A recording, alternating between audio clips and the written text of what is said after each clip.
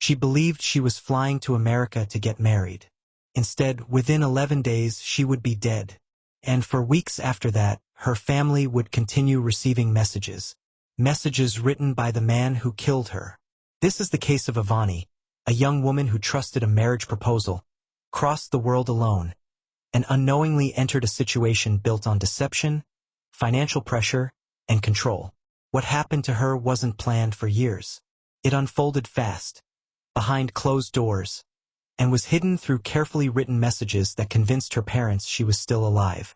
This is a true crime case file. Avani was living in India with her parents when a marriage proposal was introduced through distant relatives. This was not a love match. It was presented as practical, stable, and secure. The man was Raghav, a U.S. citizen with a steady job and a quiet suburban life. At least, that's how he was described. Avani had never planned to leave India. But the proposal promised security, immigration stability, and a predictable future. Initial contact began through scheduled video calls. They were polite, structured, supervised. Raghav spoke at length about his life in the United States.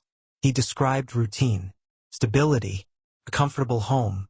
He often used phrases like building something together and starting fresh. Avani listened more than she spoke.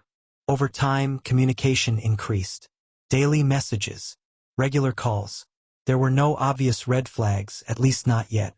During the engagement period, Raghav introduced financial discussions early. He disclosed debt from a failed business venture. He framed it as temporary, something marriage would help him overcome.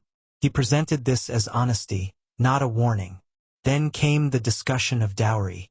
It was framed as support, not obligation. Avani's parents agreed to provide a significant amount after the wedding, consistent with custom. There was no written agreement, only trust. Raghav frequently mentioned immigration filing costs, household expenses, the importance of timing. Nothing aggressive, nothing overtly threatening, just pressure wrapped in reassurance. Avani arrived in the U.S. in early spring on a K-1 visa. She traveled alone, 2 suitcases, her documents, and the belief that her marriage would begin immediately. Raghav met her at the airport, alone. No friends, no family. Surveillance footage later showed a brief, emotionless greeting. He drove her straight to his house. The home did not match what he had described. It was smaller, minimally furnished. There was no space prepared for a new arrival. No personal touches. No sense of shared life. Neighbors later reported seeing Avani only with Raghav. She rarely appeared outside alone. There were no visitors. No social interaction. Isolation had begun. At first, Avani contacted her parents regularly. The calls were short. She sounded tired, restricted. She often ended conversations quickly, saying she'd call back later. Within days, Raghav's behavior changed. Money became a daily topic. He questioned her spending, controlled when she could leave, asked who she spoke to. The dowry became urgent. Avani explained that her father planned to send the money after the wedding, as agreed. This led to visible frustration. Digital records later showed Raghav repeatedly searching for dowry transfers and timelines. Arguments began inside the house. Neighbors' security cameras later captured raised voices late at night. Avani discovered unpaid bills and collection notices. Raghav's explanations changed. Nothing matched what she had been told before arriving. She began to realize the life she was promised didn't exist. Using the household internet, Avani searched for return flights to India. She contacted her parents privately. She told them she was afraid, that Raghav was not who she thought he was, that she wanted to come home. She did not report physical violence at that point, but she expressed regret and fear. Her parents, unaware of the financial pressure, advised patience. They believed it was adjustment stress. Inside the house, control tightened. The wedding date was never set. By the end of the first week, the relationship had collapsed. On the 11th day after arriving in the U.S., Avani told Raghav she was leaving.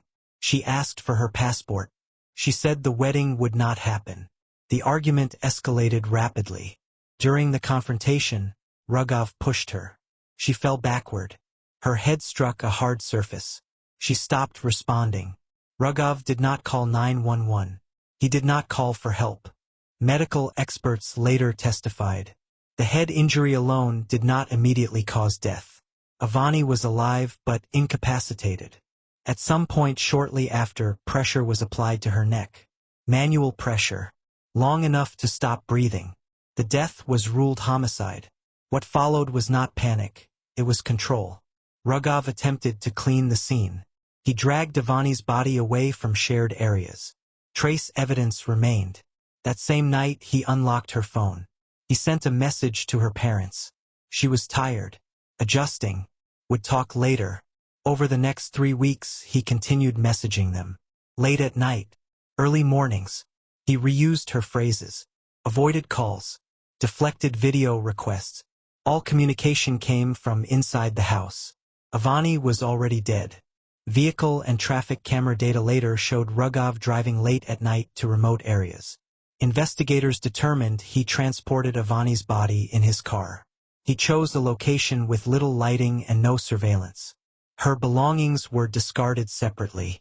Some items were never recovered. Inside the house, cleaning continued. Furniture was repositioned. Personal items disappeared.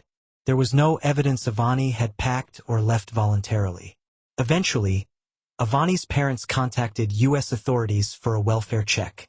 When police arrived, Rugov claimed Avani had returned to India. There were no travel records. No linee di parches. No immigration data. His story collapsed immediately. Digital analysis confirmed. Every message sent after Avani's death came from his devices. There was no independent activity from her phone. Search teams followed his nighttime travel routes. Human remains were found in a remote area. They were identified as Avani.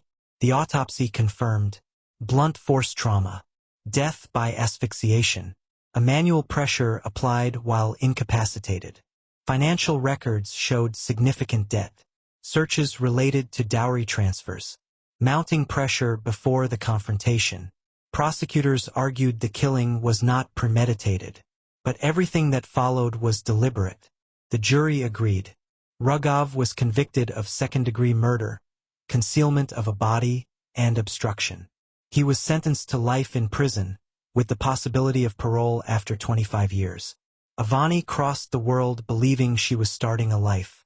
Instead, isolation, financial pressure, and deception escalated into fatal violence. The messages meant to hide the truth became the evidence that exposed it. This case is a reminder. Control doesn't always arrive loudly. Sometimes it comes quietly, disguised as stability, trust, and promises. And when those illusions collapse, the consequences are irreversible.